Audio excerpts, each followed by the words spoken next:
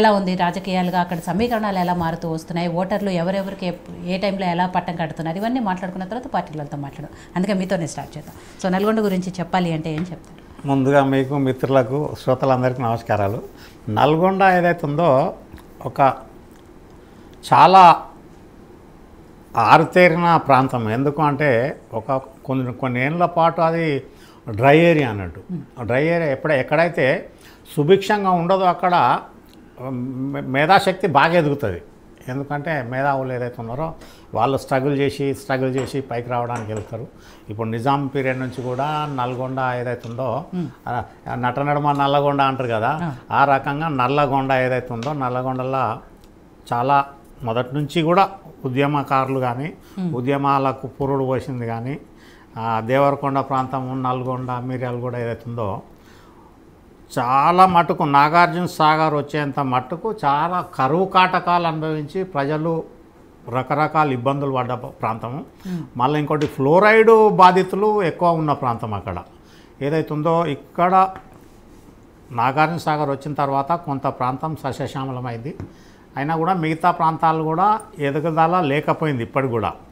ఇంకొకటి ఏంటంటే నల్గొండ నుంచి ఇప్పటి వరకు నాకు తెలిసి ముఖ్యమంత్రి ఏ ఒక్కరు కూడా ఆ జిల్లా నుంచి ముఖ్యమంత్రి పదవి అలంకరించలేదు, అంతే కదా. ఇంత మటు కూడా నల్గొండకు ముఖ్యమంత్రి పదవి రాలేదు.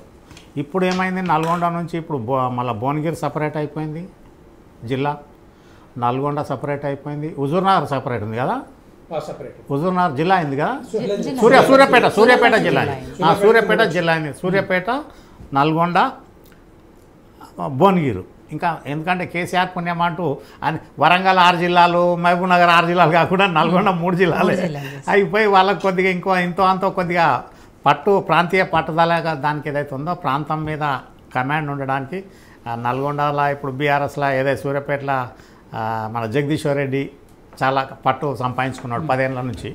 ఏదైతే 10 అంటే ఇక ఉద్యమం అప్పటి నుంచి కూడా కొద్దిగా గ్రిప్ అనేది రాగలిగింది. ఆయన ఉద్యమంలోకి వెళ్ళి ఎదిగిన లీడరు. ఇక అదే అంతకుముందు తర్వాత ఏదైతే ఉందో ఇప్పుడు ఈ ఉత్తమ్ కుమార్ రెడ్డి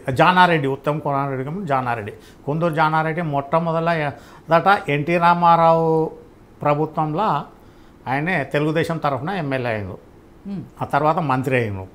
అయిన తర్వాత ఎన్టీ రామారావు కూడా కొద్దిగా ఆయన ఏదో ఫ్యూడలిస్టిక్లా లేకపోతే ఏకఛత్రాధిపత్యం వరకు జానారెడ్డి, కేఈ కృష్ణమూర్తి కర్నూలు నుంచి, దొమ్మాట నుంచి దొమ్మాట రామచంద్రారెడ్డి పాపం ఇప్పటి కూడా బతుకున్నాడు. ఆయన చాలా గ్రేట్ ఎక్స్ సర్వీస్ మ్యాన్. వీళ్ళు ముగ్గురు అసెంబ్లీ లాన్లో ఓపెన్గా మీడియా ముందు ఎన్టీ రామారావుని మొత్తం కడిగి పారేసినట్టు. అయితే రాజీనామా చేయడం జరిగింది. రాజీనామా చేసిన తర్వాత వీళ్ళిద్దరు గెలిచారు. పాపం దొమ్మాట రామచంద్రారెడ్డి ఓడిపోవడం జరిగింది. దొమ్మాట రామచంద్రారెడ్డి ఓడిపోవడం ఏమైందంటే ఇక్కడ చెరుకు ముత్యం రెడ్డికి స్థానం కలిగింది. లేకపోతే ముత్యం రెడ్డి ఒక సర్పంచ్ ఉన్నోడు తొగుటం నుంచి ఎమ్మెల్యే కావడం అనేది అంత ఆషామాషా కాదు. అక్కడ ఏదైతే ఉందో ఎన్టీ రామారావు ఆయనకు టికెట్ ఇచ్చిన తర్వాత ముత్యం రెడ్డికి ఆడికెళ్ళి ప్రస్థానం మొదలైంది. ఇక నల్గొండలో ఒక్కొక్క ప్రాంతం ఒక్కొక్క విచిత్రమైన ప్రాంతం. అది భువనగిరి ఒక రకంగా ఉంటుంది. ఇటు మునుగోడు ఏదైతే ఉందో కమ్యూనిస్టులకు అడ్డా. మొట్టమొదట నల్గొండలో కమ్యూనిస్టులు ఏదైతే ఉందో 1948 అప్పటి నుంచి కూడా పోరాట పటిమ కలిగిన వాళ్ళు రెడ్డిలు కానీ అది కానీ.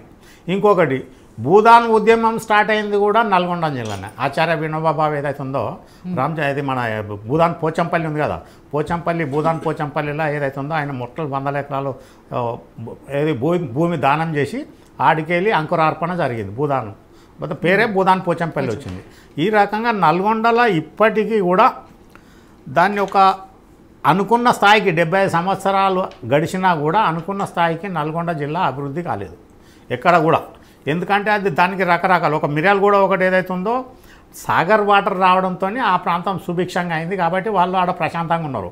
వాళ్ళకు ఉద్యమాలు ఈ పోరాటాలు అనేది మిర్యాలగూడ ప్రాంతం అది ఏం లేకుండా పోయింది. అదే నల్గొండ, దేవరకొండ, తర్వాత భువనగిరి వీళ్ళందరూ కూడా ఇప్పటి కూడా వాళ్లకు అందరికీ అందుబాటులో సమగ్ర అభివృద్ధి అన్నది జరిగిన ప్రాంతం కాదు. ఇక్కడ జనాభా ప్రాతిపదిక కానీ లేకపోతే క్యాస్ట్ బేసిస్లో కానీ ఏది కానీ ఒక పర్టికులర్ ప్లానింగ్ కానీ డెవలప్మెంట్ కానీ లేదు. ఇదే మన ఫ్లోరిన్ బాధితులు చాలా పాపం ఫ్లోరైడ్ బాధితులు కొన్ని వేల మంది ఫ్లోరైడ్ ఎఫెక్ట్తో వాళ్ళ ఎముకలు కాళ్ళు నడవరాకుండా పోయింది. దాని గురించి కూడా ఈ రోజు వరకు కూడా ఏ ప్రభుత్వం కూడా ఒక పటిష్టమైన ప్రణాళికలు ఏదైతే రూపొందించి దాన్ని ఏది ఫ్లోరైడ్ను పూర్తిగా నిర్మూలించడానికి ఏ గవర్నమెంట్ కూడా ఇప్పటికి కూడా రాలేదు. ఇక పోతే నల్గొండ కూడా హెడ్ క్వార్టర్ కూడా నిన్ని వల్ల కొద్దిగా అభివృద్ధి చెందింది తప్ప అంతకుముందు నల్గొండలో ఏమున్నా పెద్దది అంటే మిర్యాలగూడనే ఉండే, తర్వాత సూర్యాపేట. ఈ రకంగా నల్గొండల కమ్యూనిస్టులు నిజాం కాలం నుంచి రజాకార్ల కాలం నుంచి కూడా కమ్యూనిస్టులు ఏదైతే ఉన్నారో రెడ్డిలు కానీ అక్కడ మిగతా వర్గాలు కానీ చాలా పటిష్టంగా నిజాంని ఎదుర్కొన్నారు. వాళ్ళు పోరాటాలు చేశారు. కమ్యూనిస్టుకు నల్గొండ ఖమ్మము మొత్తం తెలంగాణలో ఆంధ్రలో కంచుకోట. అటువంటి ప్రాంతంలో కూడా ఇప్పటికీ కూడా ఇప్పుడు ముఖ్యమంత్రి ఇప్పటి వరకు కూడా ఎవరు కాలే.